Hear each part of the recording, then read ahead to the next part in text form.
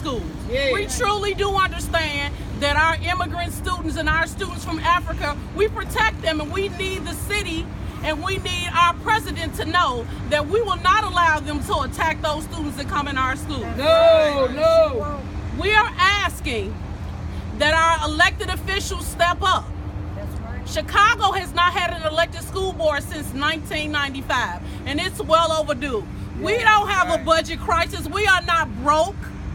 They have a priority crisis, and students in black and brown communities are not the priority. So this morning you're going to hear testimony from groups around the city that says we choose equity. First, we're going to have Aaron Lynch, who is an art teacher at Mollison Elementary. Ms. Lynch.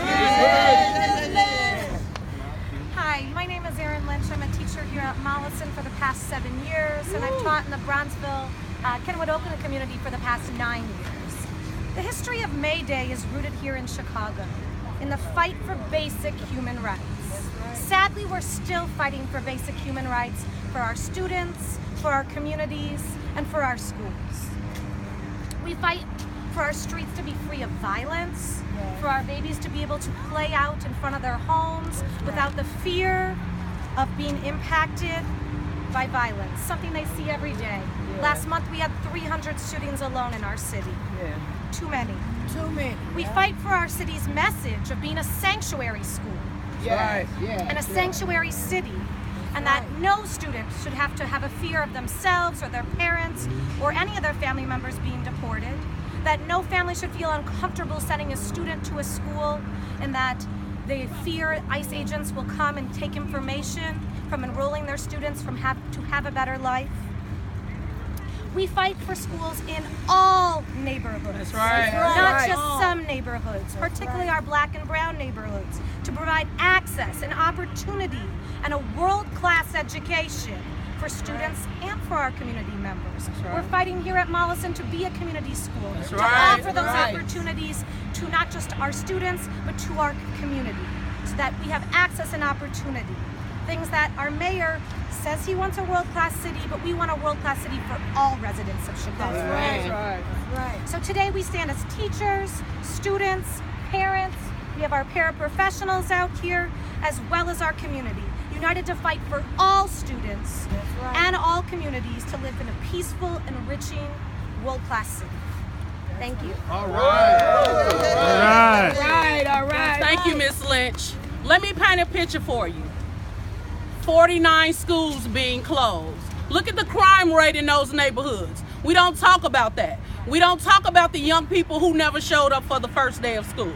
We don't talk about the young people who come over to this country for a better life being snatched out of our schools. We are not blind. Today is the day that we ask our elected officials, do what you're paid to do. Do your job. We were all scared from this June 1st day because we know that's 3 extra weeks that our young people will be in these streets dealing with some of the violence in the streets. Mayor Rahm Emanuel, we are not fooled. That's right. Do right by the young people in these black and brown communities. Next, we're going to have Micheal Brunson from Chicago Teachers Union. All right, Micheal. All right, good morning, everybody. Good morning. Micheal Brunson, Chicago Teachers Union. I'm recording secretary. And I'm just so honored to speak here on the real International Workers' Day, okay?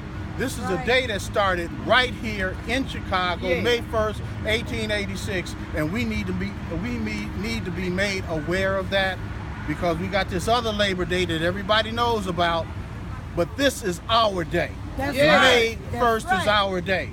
And I want to take you back to what happened.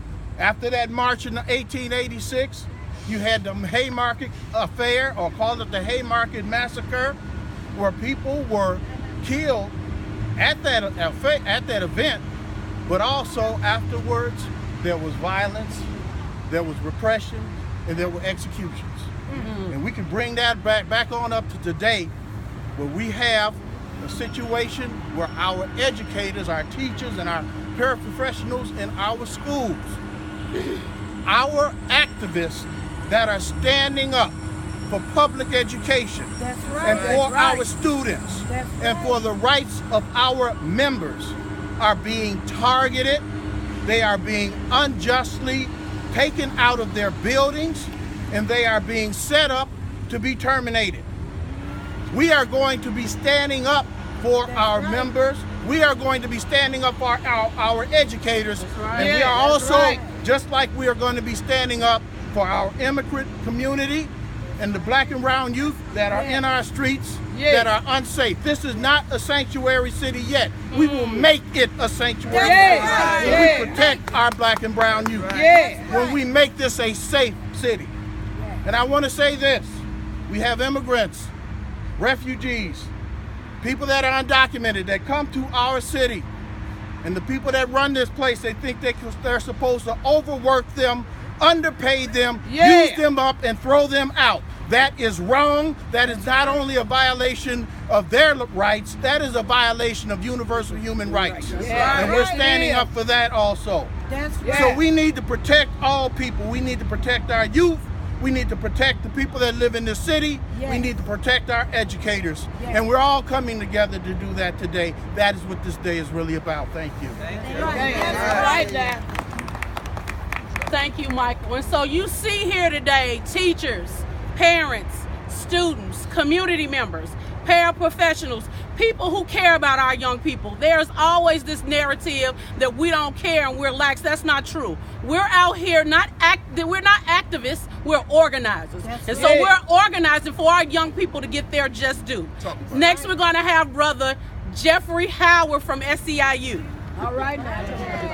You got it right. Good morning, Mollison. Good morning. Good morning, Mollison. Good morning. My name is Jeffrey Howard, and on behalf of our leaders, Diane Palmer and Denise Poliak, the 7,000 members that we have working for CPS, and over 30,000 members statewide, we bring you greetings and support from SEIU Local 73. Yes, sir. Yes.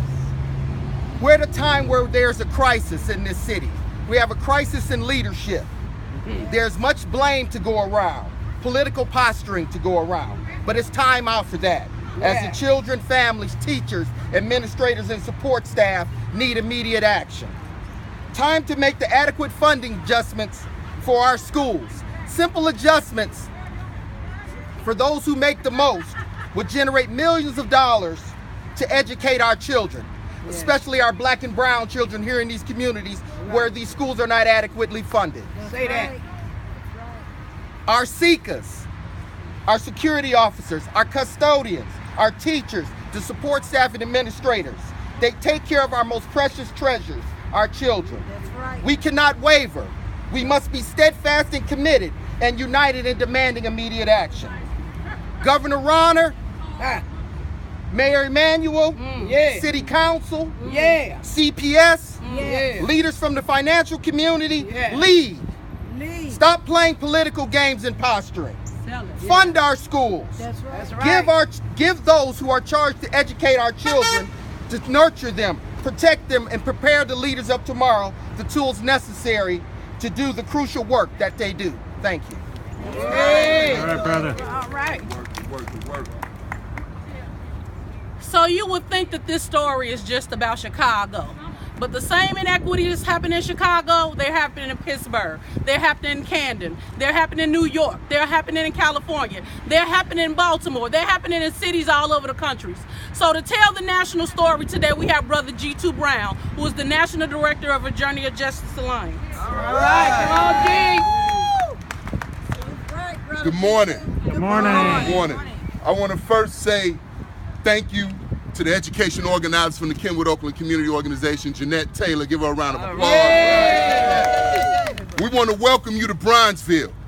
We want to welcome you to the streets that Sam Cooke walked down. The same block that Richard Wright lived. Where Ida B. Wells lived down the street.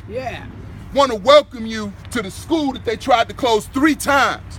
But the parents and the teachers in this community organized to save this school.